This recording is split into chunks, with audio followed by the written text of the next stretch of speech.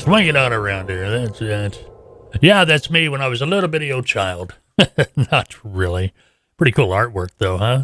Hey, how you doing on this, what is it, Tuesday morning, April the 25th, 2023. My name is Mike. I'm your host. This is the FBTV Podcast. We get together at least once a week for the podcast, sometimes twice a week. You never know. But it's Tuesday morning. We got a lot of stuff to talk about today, so let's get right into it. Our topic today we're going to be talking about is capacity versus the available freight. That could be a lot of the problems with the industry right now. Way too much capacity. And where did that capacity come from? We'll be talking about that. Also, we're going to be talking about load boards. There's a feature on the load board you should know about already. But if not, we are definitely going to cover it today. So, what is up? Well, FBTV, Freight Broker TV. If you've not ever visited our website, go ahead and do so, freightbrokertv.com. If you're just thinking about getting into the industry, not quite sure if this is what you want to do yet, we've got a lot of free information on the Freight Broker TV website that can, it'll either convince you to take that step and plunge right in, or it will definitely scare you away, just whatever you want to do. You know, the thing is, okay, I'm the lead consultant with Tautoa, and we've always worked this way. If you're thinking about becoming a freight broker agent, starting your own freight brokerage, whatever, we want you to know the facts. The facts are going to make or break you, or help you make the decision. You're making an investment. You're making an investment in yourself. You're making an investment, a large investment, if you're starting your own freight brokerage company. And it's so important that you know the facts before you dive in.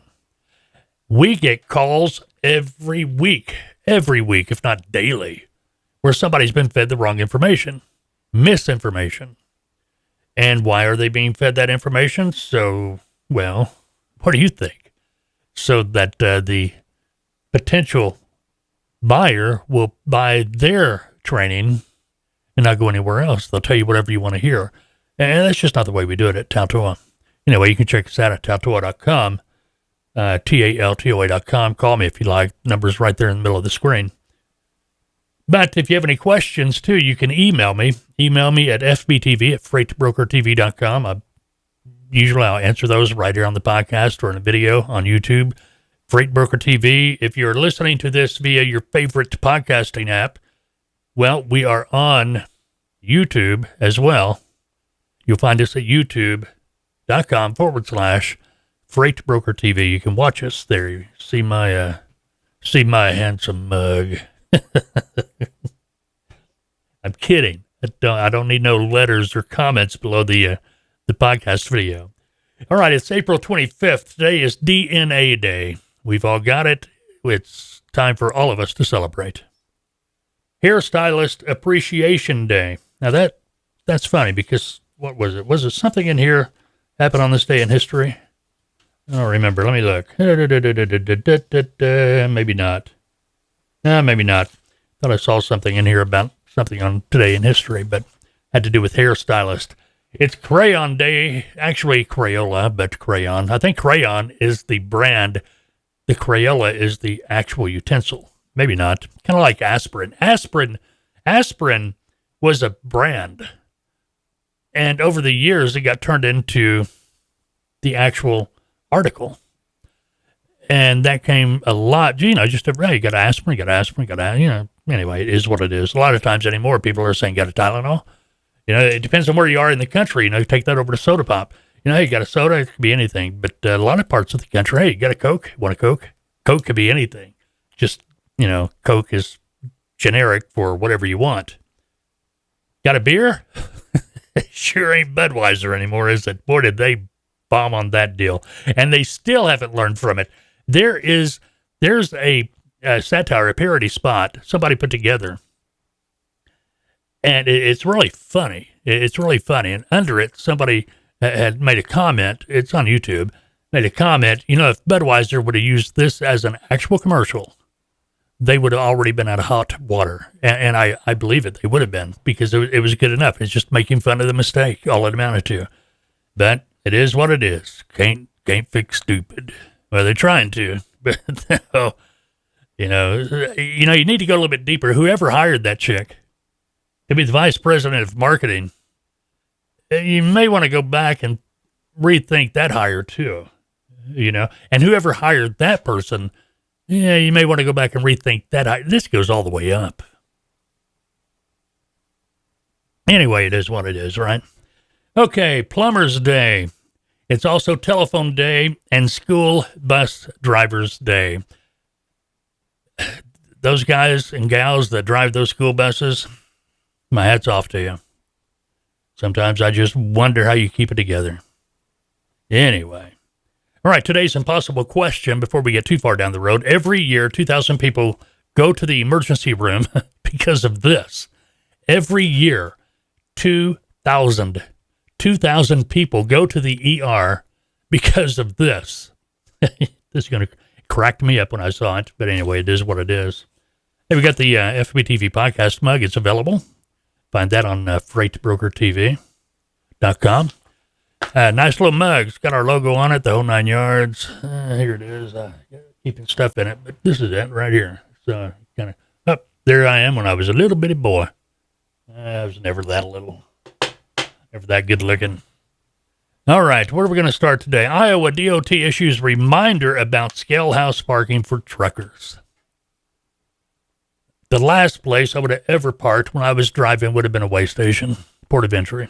No.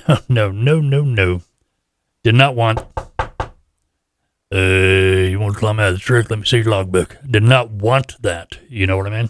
And that was just asking for it in my book. Park at a way station, you will be inspected.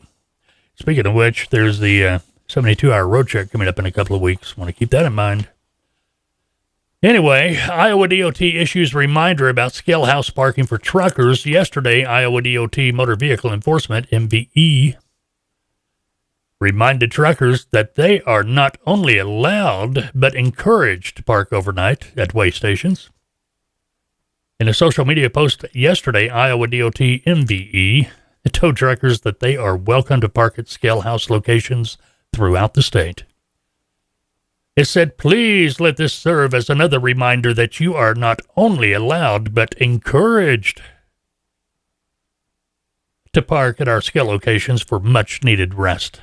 They're quiet, they're safe, and the perfect place to park to get a good night or day's sleep. Furthermore, our scale sites in Jasper County and Dallas County, in the metro area are currently having public restrooms built for drivers to use.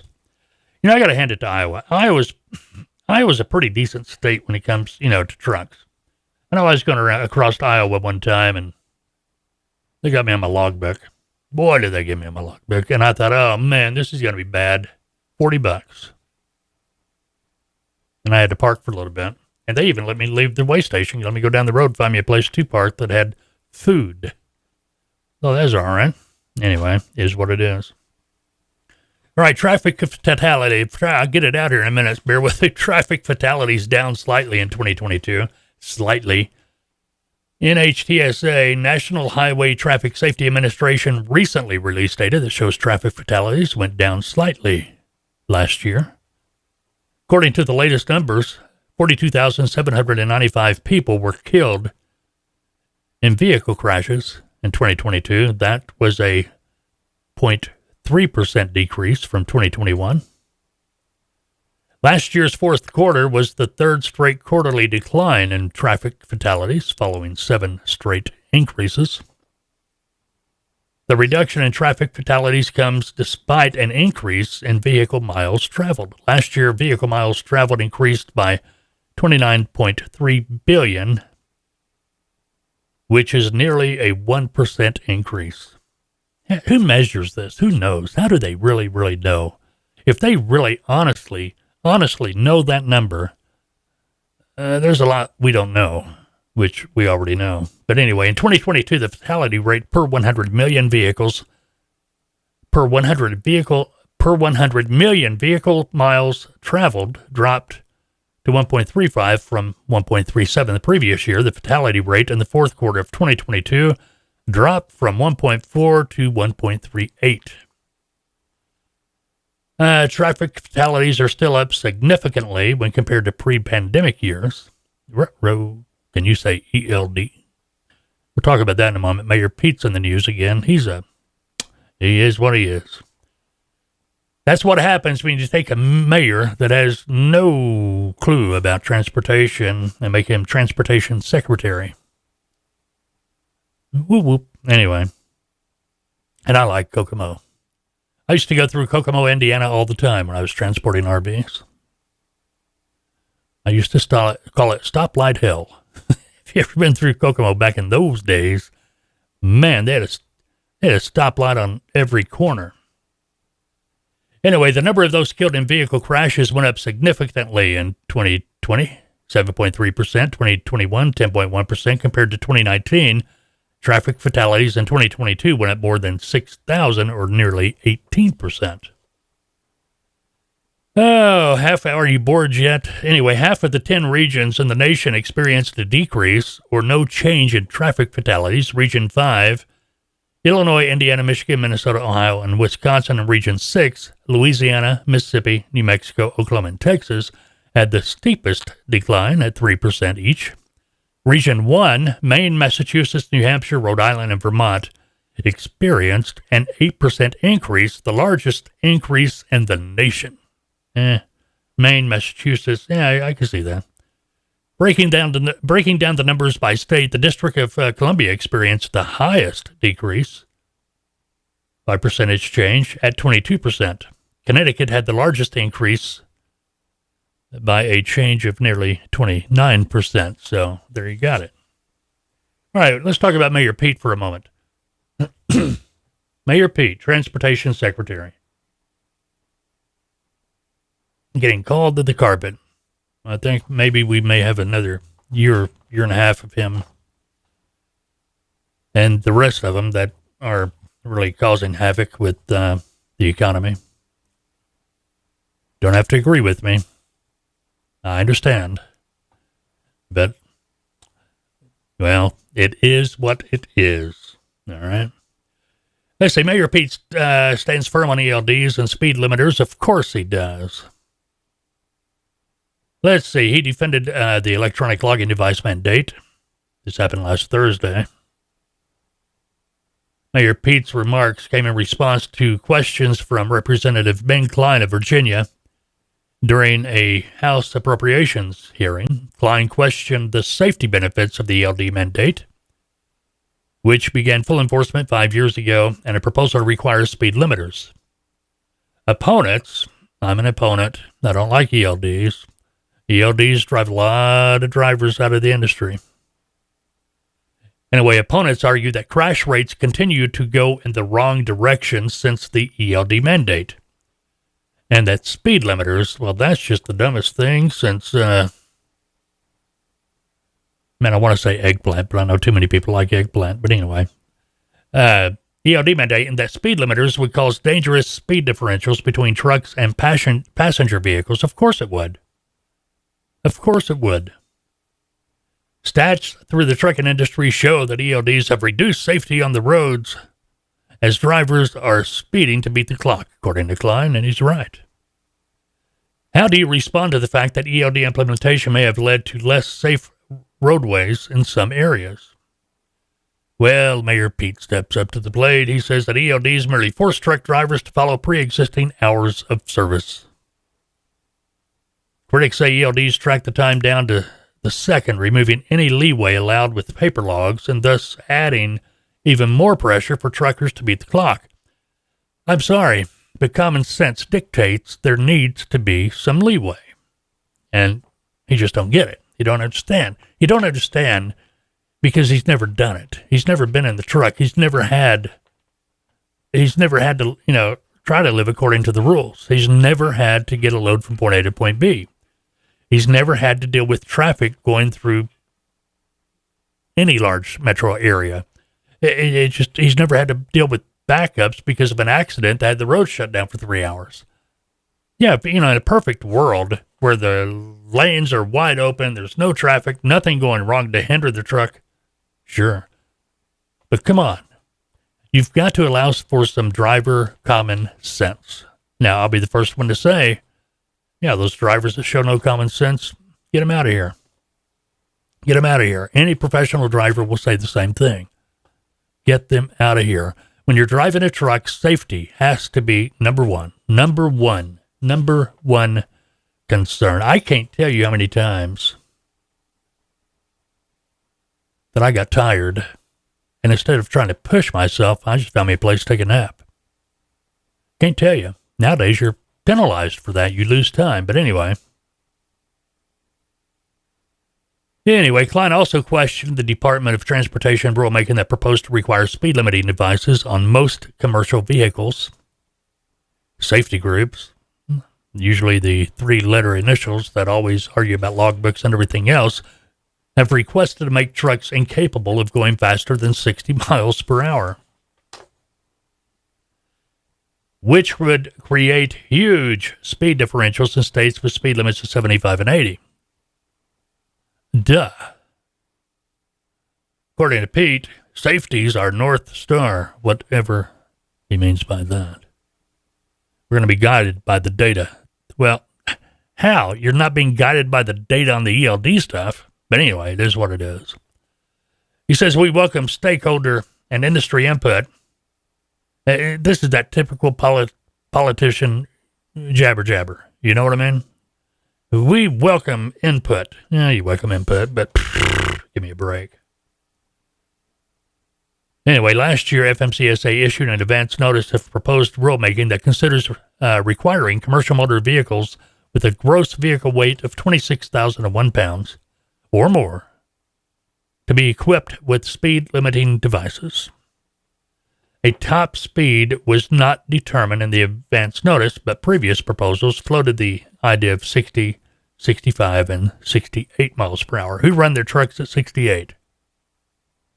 3 guesses. I bet you can name them all. Anyway, according to the regulations.gov website, about 15,600 comments were submitted to the FMCSA.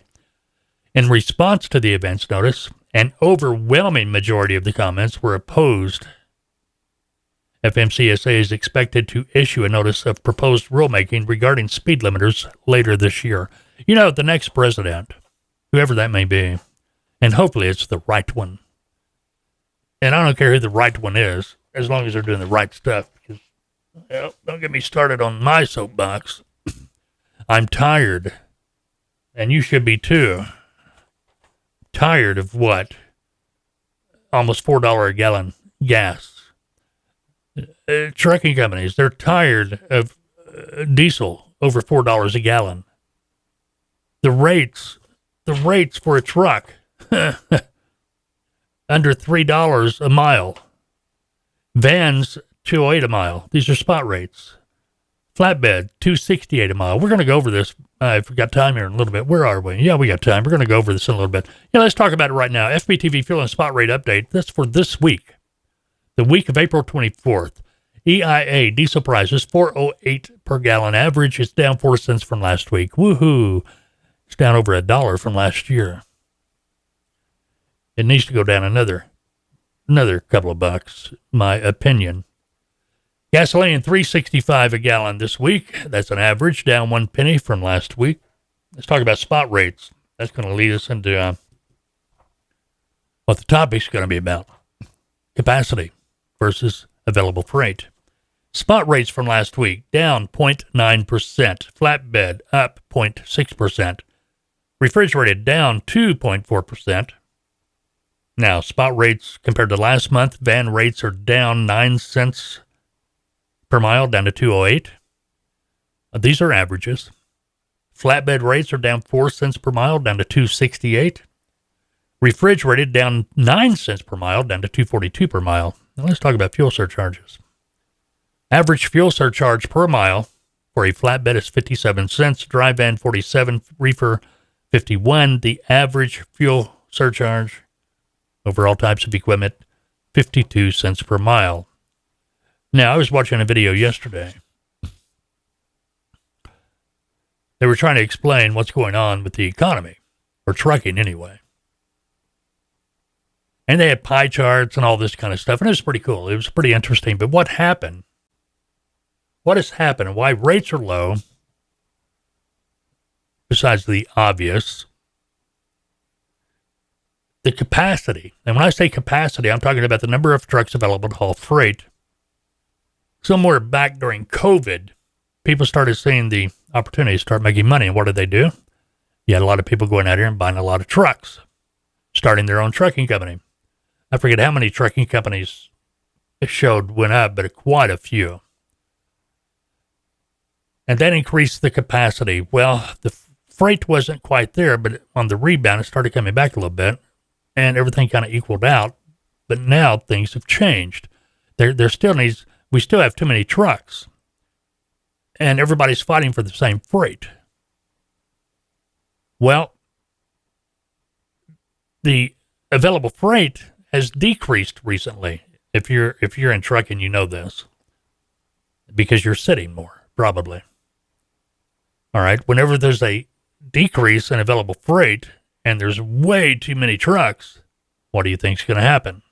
You're going to get 208 per mile rates. You know, when I say 208 per mile, that includes fuel surcharge. Those are spot rates. You see what I'm saying?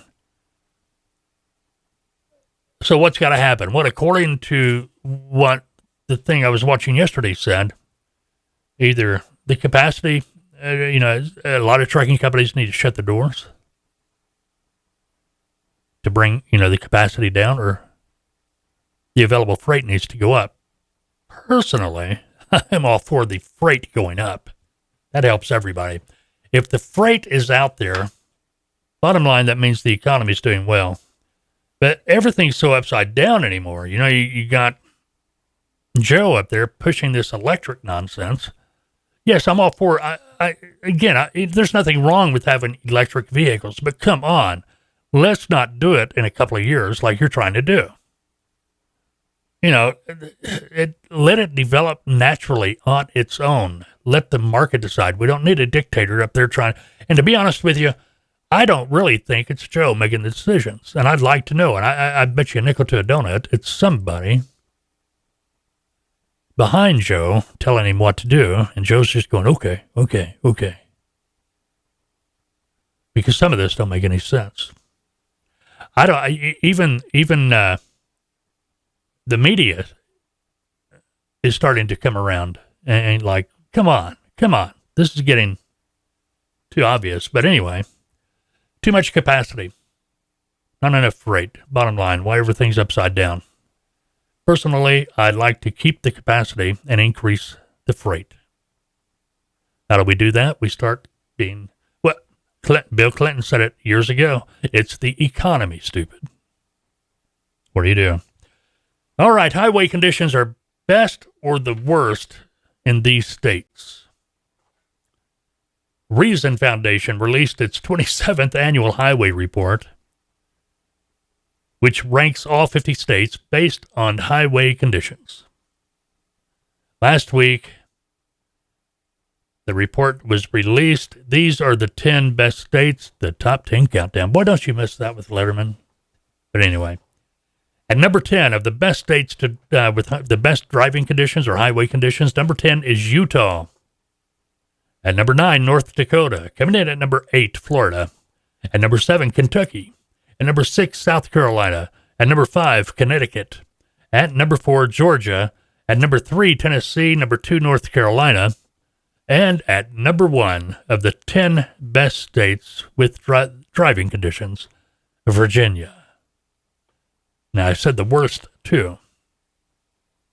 The 10 worst states. Coming in at number 10, Pennsylvania. Yeah, I'm surprised they're at number 10. I'm surprised they made it to top 10. I remember back in my day driving, forget it. So they must be making improvement. Number 9, Rhode Island. Number 8 in the worst state category, Colorado. Number 7, New Jersey. Number 6, Oklahoma. Washington at number 5. California at number 4. Hawaii at number 3. Number 2, New York. The number 1 worst driving condition state, Alaska. Go figure. I guess all that cold and heat and expansion and whatever. All right, what else? We did that. What else we got? Oh, we're going to talk about load boards. Load boards. How to make the load board work better for you. It doesn't matter if you're a trucking company or if you are a broker. If you're not doing this, pay attention. You need to start doing this today. And I'm thinking a lot of you already do it, but I'm sure there are some of you that may not have known. Doesn't matter what load board you're using. I say that if your load board you use does not have this feature, let me know. I'd like to know. You can do it in the comments or you can email me. FBTV at freightbrokertv.com. On your load or truck posting.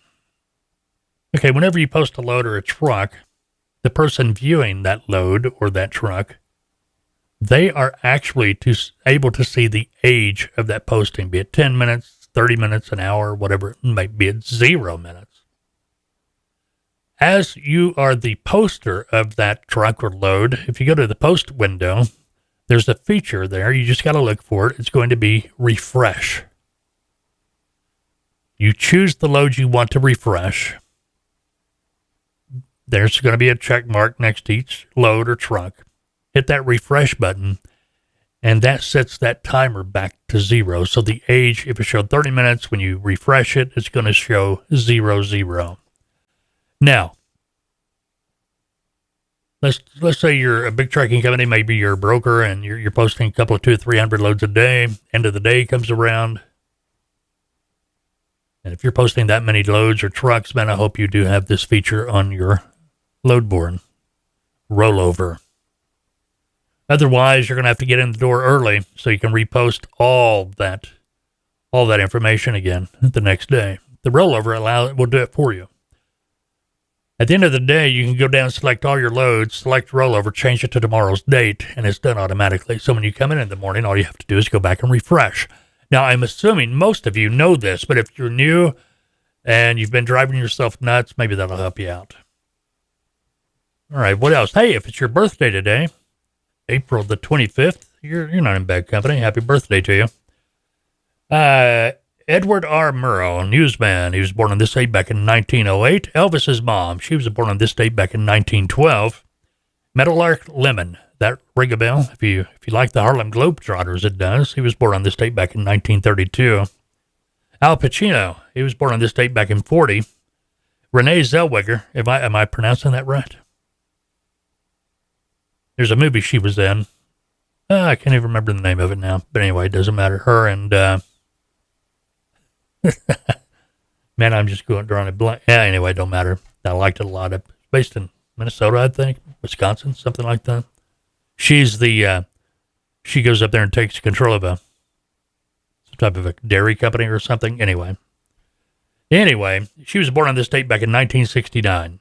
Today in history, a patent is granted for the thimble. Believe it or not, that patent was granted back in 1684. 1901, New York becomes the first state requiring license plates for cars. The fee was $1. I had to get taxed for,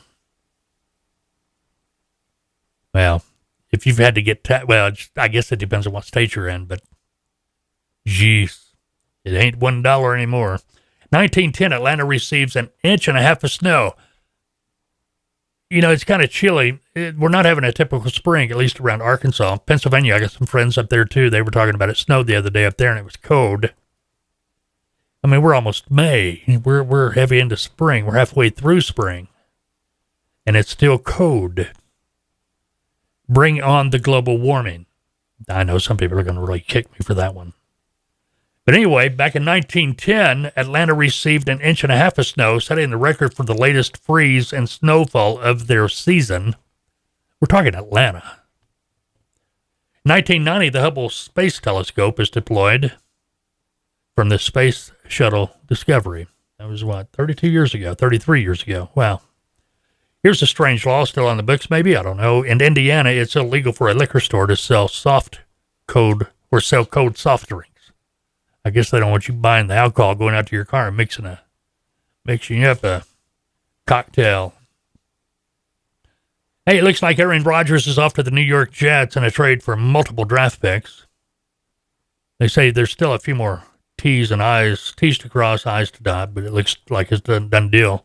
And if you haven't heard, Tucker Carlson, he's out. He's not in Fox News anymore. They're not going to say they gave him a boot. Somebody booted somebody. Not sure who did what. I'm sure in the next few days we'll find out. But I'm almost thinking Tucker walked. We'll find out. CNN, Don Lemon, whatever, he's out too. They gave him his walking papers. I'm not sure what's going on in Texas, but several cows have been found dead with body parts missing or mutilated. Not sure where at in Texas, but there you know. Anything else we need to discuss before we get out of here today? Think we're about done. All right, let's wrap this thing up. Call it a day. What do you say? You thought I was going to forget, didn't you? Before we get out of here, what is the answer to today's possible question? The question, every year 2,000 people go to the emergency room because of this. What do you think it is? Any guess? Pizza. Yeah, pizza. Pizza. I guess it's too hot. They choke on, who knows, but over 2,000 people a year go to the ER because of pizza. Anyway. All right, it is what it is. Hey, be sure to check out Morning Coffee with Tautoa this week, all week, talking about the 5 habits that will or can make a broker successful. So check that out. And also check out Tautoa, Tautoa.com. Also, we have a YouTube channel for Tautoa. We're going to be putting more content up there before too long. You find that at youtube.com/Tautoa. All right. Got any questions? Like to talk to me about brokering? Like to talk to me about packages we have available at Tautoa? Feel free to pick up the phone and call me. I'll talk to you. 479-668-0838. If I don't answer, if somebody else does, just ask. Hey, I want to talk to that handsome fella. I'm kidding. I want to talk to Mike. That's all you got to do. All right. Hey, go have a great Tuesday. Unless, of course, you've made other plans. We'll talk soon.